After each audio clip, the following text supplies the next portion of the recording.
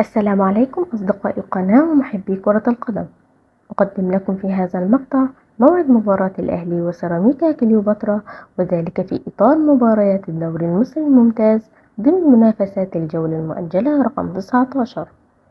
في البداية متنسوش الاشتراك في القناة وتفعيل زر الجرس ليصلكم كل جديد من مواعيد المباريات العربية والعالمية. فلنبدأ.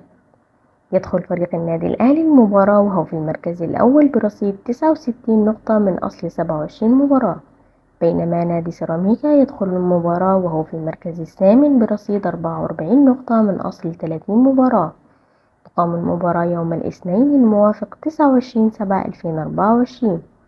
تبدأ المباراة الساعة 9 مساء بتوقيت مصر والسعودية والعراق والكويت وسوريا والأردن وفلسطين واليمن، وفي تمام الساعة 10 مساء بتوقيت الإمارات وعمان، وفي تمام الساعة 8 مساء بتوقيت السودان وليبيا، وفي تمام الساعة 7 مساء بتوقيت تونس والجزائر والمغرب.